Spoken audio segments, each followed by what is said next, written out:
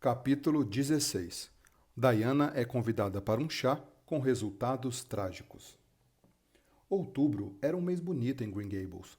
As bétulas do vale ficavam douradas como a luz do sol.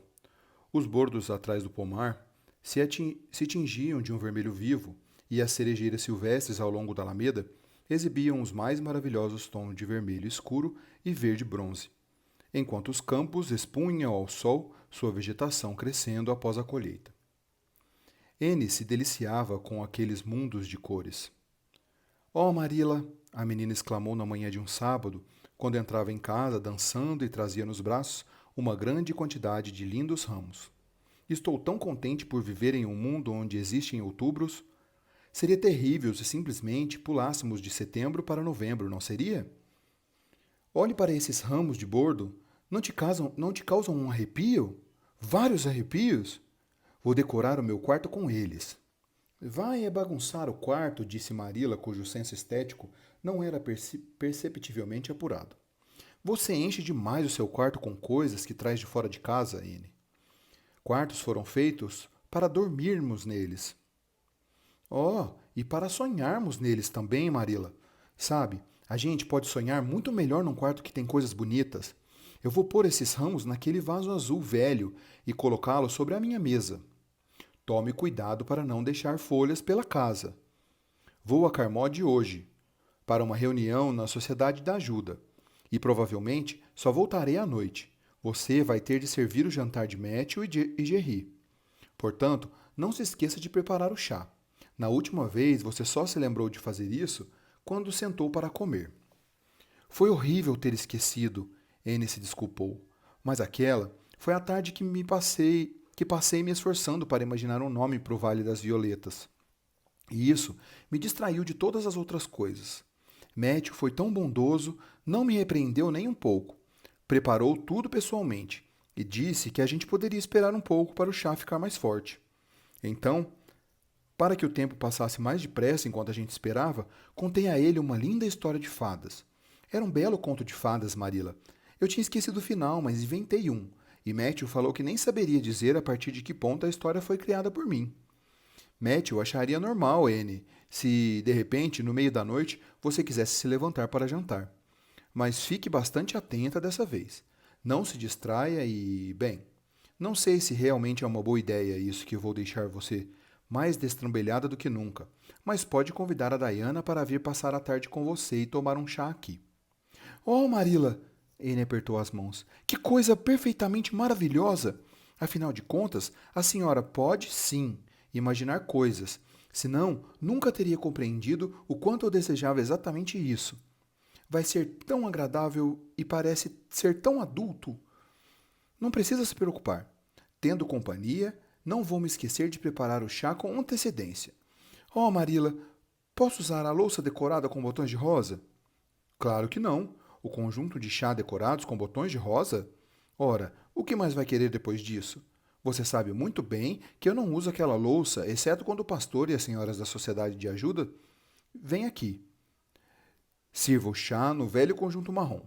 Porém, pode abrir o pequeno pote amarelo de geleia de cereja. De qualquer modo, já está mesmo passando da hora de ela ser comida, e pode servir algumas fatias de bolo de fruta e biscoitos também. Já posso me imaginar sentada na cabeceira da mesa servindo chá, Anne falou em êxtase, e perguntando a Diana se ela aceita açúcar. Eu sei que ela não gosta de chá com açúcar, mas é lógico que eu vou oferecer, como se eu não soubesse. Em seguida, já me vejo insistindo para ela que ela coma mais um pedaço de bolo de frutas com geleia. Oh, Marilla, só de pensar nisso, eu já tenho uma sensação maravilhosa. Posso levar Diana até o quarto de hóspedes para pendurar o seu chapéu quando ela chegar? E depois até a sala de visitas para sentarmos e conversarmos? Não. A sala de estar é mais do que suficiente para você e sua convidada. Mas temos meia garrafa de suco de framboesa que sobrou da reunião social da igreja outro dia. Está na segunda prateleira do armário da sala de estar. E você e Diana podem tomar durante a tarde, se quiserem. É melhor comerem uns bolinhos também para acompanhar o suco, porque suponho que Matthew vá atrasar para o chá. Ele foi ao porto levar as batatas que colhemos para serem exportadas. Anne foi correndo até o vale, passou pela bolha da Dríade e subiu o caminho de abetos até Ocean Slope, para convidar Diana. Como resultado, logo depois que Marilla saiu de casa rumo a Carmody, Diana chegou usando seu segundo melhor vestido. Sua aparência era exatamente a mais apropriada para quem vai a um chá. Em outras ocasiões, ela costumava entrar correndo na cozinha sem bater a porta. Porém, naquele dia bateu delicadamente à porta da frente. E quando Anne, usando seu segundo melhor vestido, abriu a porta com a maior delicadeza, as duas meninas se cumprimentaram com um aperto de mão como se nunca tivessem se encontrado antes.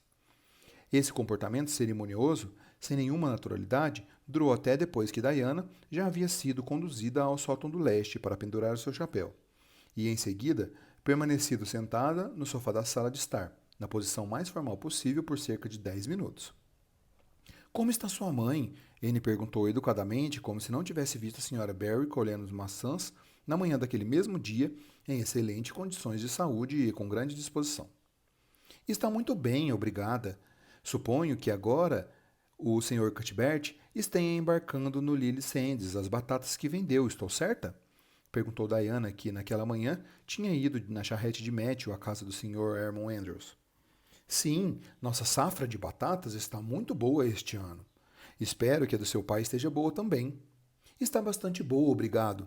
Já colheram muitas maçãs?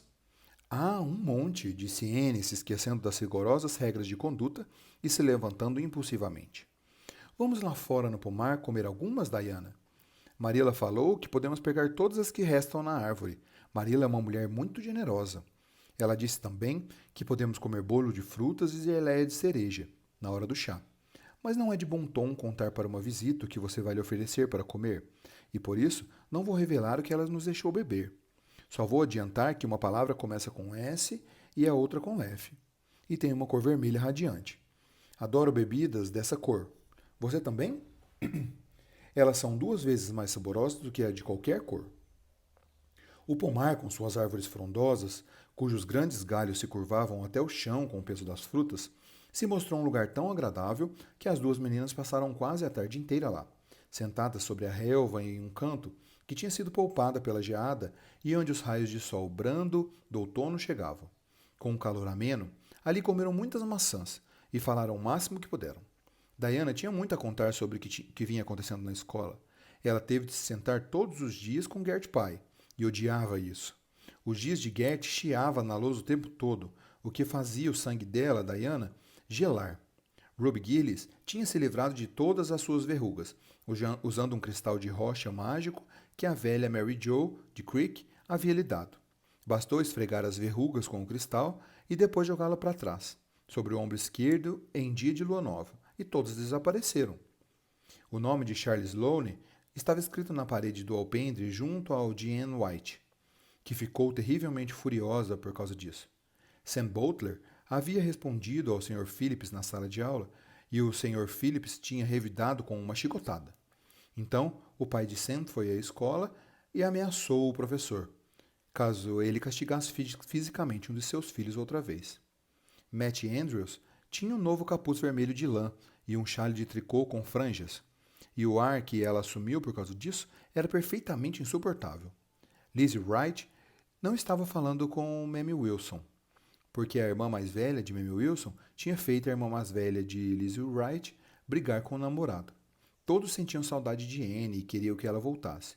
E Gilbert Blythe... Porém, Anne não queria ouvir nada sobre Gilbert Blythe. Ela se levantou apressadamente e sugeriu que entrassem para tomar o suco de framboesa. Anne procurou na segunda prateleira do armário da sala de estar, mas não tinha nenhuma garrafa de suco de framboesa lá. Uma busca mais cuidadosa revelou que a garrafa estava no fundo da prateleira de cima.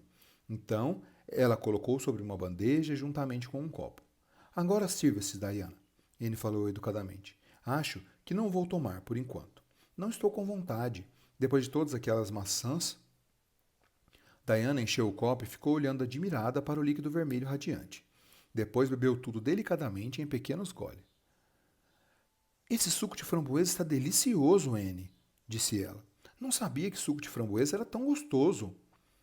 Estou muito contente de você ter gostado. Bebo tanto que quiser. Vou até a cozinha acender o fogo. São tantas as obrigações de uma pessoa quando ela está responsável pela casa, não são? Quando Anne voltou à cozinha, Diana estava tomando seu segundo copo cheio de suco. E tendo Anne oferecido gentilmente um terceiro, ela não recusou. É o melhor suco que já bebi, Diana afirmou. Muito mais gostoso do que o da senhora Lynde, embora ela se gabe tanto do dela. O gosto desse aqui não é nem parecido.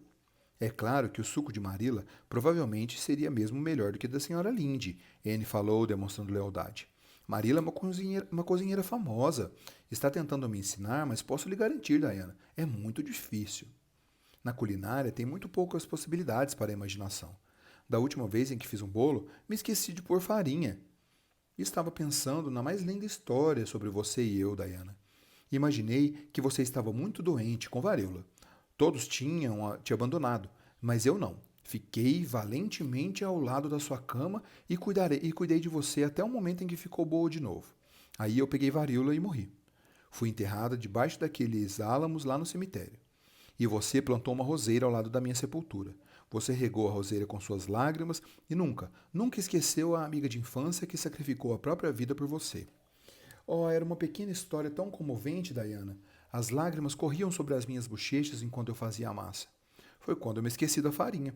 E o bolo foi um grande fracasso. A farinha é absolutamente essencial para bolos. Você sabe, não é? Marilla ficou muito brava, e com razão. Eu sou um grande fardo para ela. Na semana passada, ela ficou terrivelmente irritada por causa de uma calda de pudim. Nós comemos um pudim de ameixa no almoço de terça-feira, e restaram meio pudim e uma molheira cheia de calda. Marilla falou que seriam suficiente para a sobremesa de mais uma refeição, e mandou que eu pusesse os doces numa prateleira da despensa e cobrisse o máximo possível, Diana. Porém, quando levei aquela sobremesa, estava imaginando que eu era uma freira. É claro que eu sou protestante, mas imaginei que era católica e que havia me tornado uma freira para enclausurar eternamente um coração despedaçado. Na manhã seguinte, me lembrei dos doces e corri até a despensa. Diana, imagine se puder o meu horror extremo ao encontrar um camundongo afogado na calda de pudim. Tirei o camundongo com uma colher e joguei fora no quintal. Em seguida, lavei a colher 3 vezes. Marilla estava lá fora ordenhando as vacas. Então decidi esperar que ela voltasse para perguntar se eu poderia dar caldo aos porcos. Porém, quando ela entrou em casa, eu estava imaginando que era uma fada de geada, que atravessava o bosque, trocando a cor das folhas das árvores, para amarelo ou vermelho, conforme elas preferissem. Com isso, não pensei mais na calda do pudim, e Marilla me mandou ir lá fora colher as maçãs. Bem, o senhor e a senhora Chester Ross, de Spencer Valley, vieram visitar Marilla naquela manhã. Você sabe que eles são pessoas muito elegantes, especialmente a senhora Chester Ross, não é verdade? Quando Marilla me chamou para entrar, o almoço estava pronto, e todos sentados ao redor da mesa. Tentei ser tão delicada e gentil quanto fosse possível, pois queria que a senhora Chester Ross pensasse que eu era uma menina muito bem educada, apesar de não ser bonita. Tudo estava indo bem até o momento em que vi Marilla se aproximar com o pudim de ameixa numa das mãos e a molheira com a calda aquecida na outra. Diana, aquilo foi terrível. Lembrei de tudo imediatamente, fiquei de pé e gritei: Marilla, a senhora não pode servir essa calda de pudim? Tinha um camundongo afogado nela e eu esqueci de te falar antes. Oh, Diana, eu nunca vou esquecer aquele momento terrível, mesmo que eu viva 100 anos. A senhora Chester Ross simplesmente orou para mim de uma maneira que desejei que o chão se abrisse para eu afundar, de tanta vergonha que eu senti. Ela é uma dona de casa perfeita, imagine o que deve ter pensado de nós. Marilla ficou vermelha como fogo, mas não disse nada naquele momento. Apenas levou embora o pudim e a calda e voltou com uma compota de morango. E chegou até me oferecer um pouco, mas eu não consegui engolir nem mesmo um pedacinho. Senti brasas amontoadas sobre a minha cabeça, como naquele provérbio da Bíblia. Depois que a senhora Chester Ross foi embora, Marilla me repreendeu muito severamente. Ora, Diana, o que foi? Diana tinha se levantado, cambaleante, e em seguida sentado de novo, com as mãos na cabeça. Estou me sentindo muito mal, disse ela com a fala meio enrolada. Eu preciso ir para casa já. Oh, nem sonhe em ir para casa sem tomar seu chá, Anne suplicou aflita. Eu vou servir o chá nesse minuto. Eu preciso ir para casa, Diana repetiu determinada, apesar da voz ligeiramente fraca. Por favor, me deixe servir o lanche, implorou Anne. Só uma fatia de bolo de frutas e um pouco de geleia de cereja.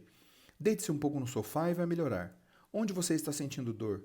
Eu preciso ir para casa, Diana falou mais uma vez. E isso era tudo que ela dizia. Anne estava pedindo em vão que ficasse.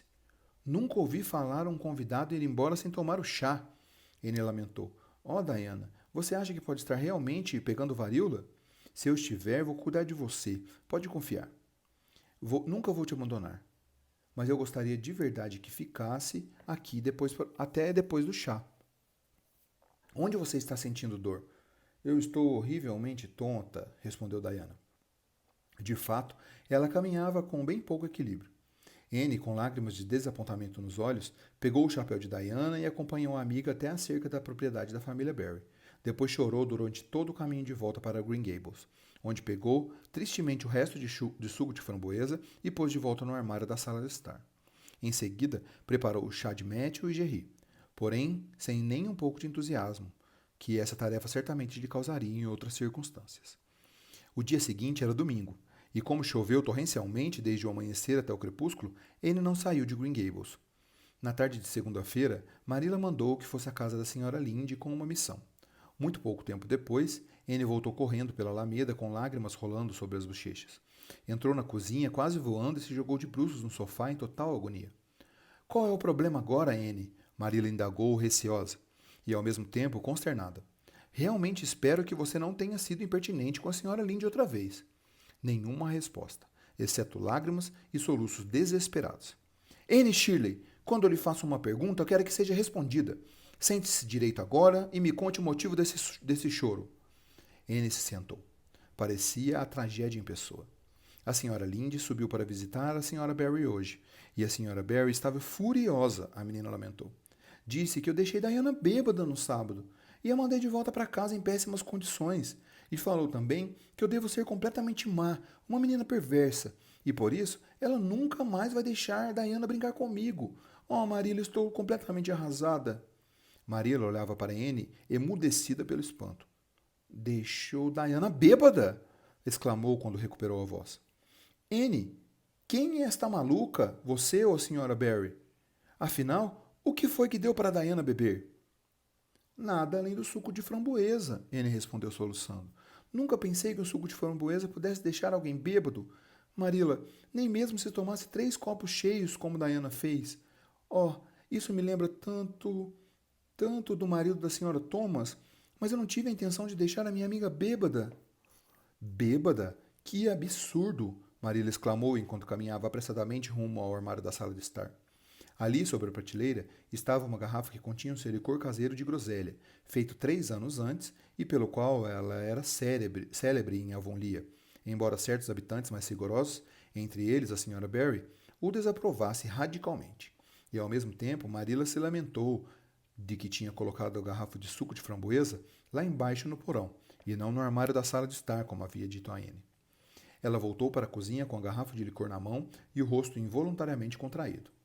Anne, sem dúvida, você tem uma tendência inacreditável para se manter em encrencas. Você deu licor de groselha para a Diana, em vez de suco de framboesa. Você não sabe distinguir uma bebida de outra? Eu nunca experimentei o licor, Anne respondeu. Achei que era o suco. Eu queria ser tão hospitaleira. Diana passou muito mal e teve de ir para casa.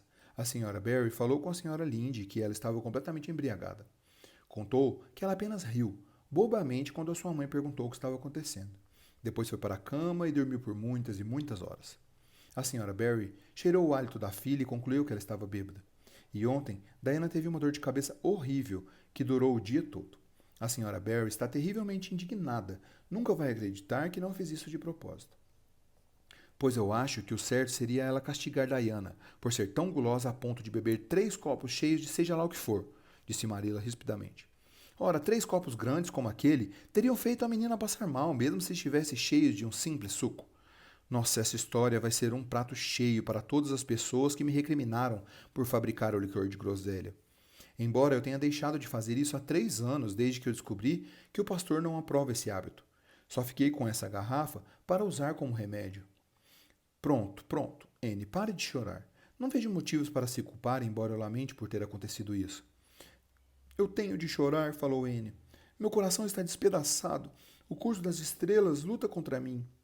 Diana e eu estamos separadas para sempre. Oh, Marilla, quando fizemos nossos votos de amizades, Eu nem sonhava que isso poderia acontecer.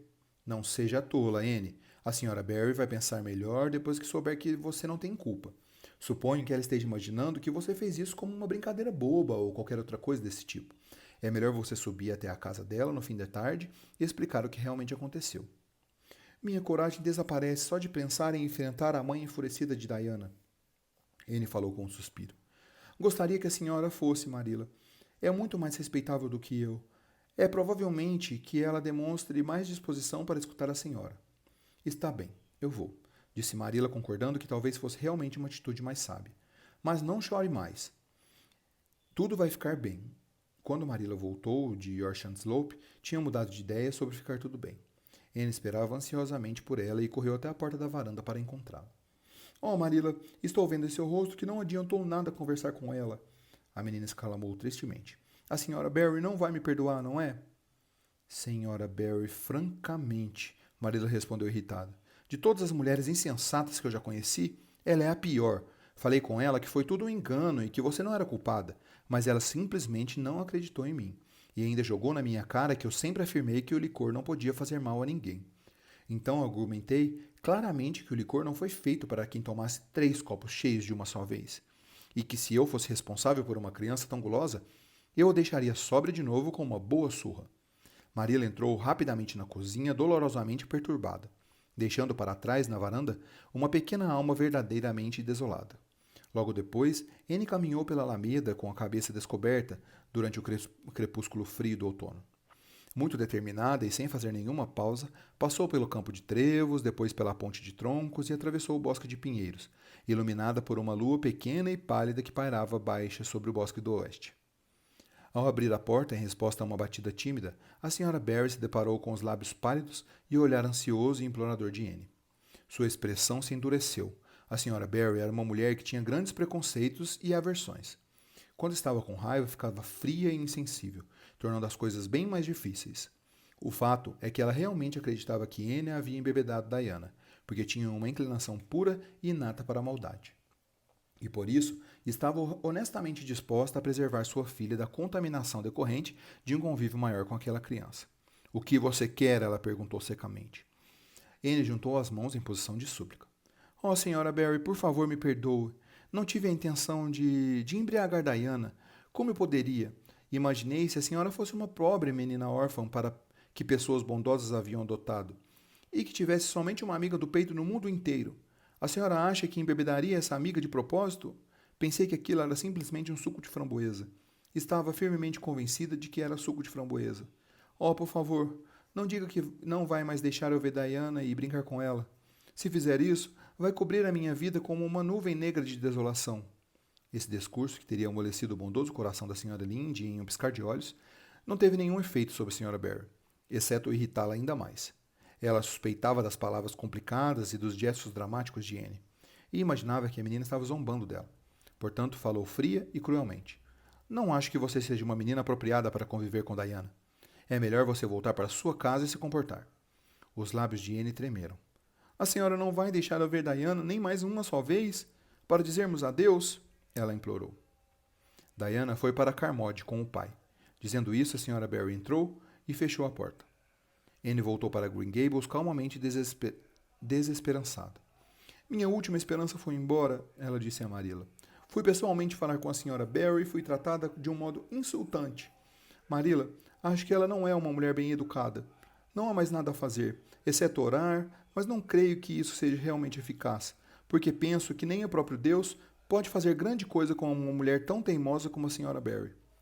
Anne, você não deve dizer essas coisas. Marilla repreendeu a menina, esforçando-se para controlar aquela tendência ao riso que sentia, assustada, a crescer dentro de si. E, de fato, naquela noite, quando relatou a Matthew toda a história, ela riu bastante das desventuras de Anne. Enquanto ela entrou discretamente no sótão do leste antes de ir para a cama e viu que Anne havia chorado até ser dominada pelo sono, uma ternura com a qual Marilla não estava acostumada suavizou seu semblante. Pobrezinha, murmurou enquanto afastava um cacho do cabelo caído sobre o rosto pelas lágrimas da criança. Em seguida, abaixou-se e beijou a bochecha vermelha que repousava sobre o travesseiro.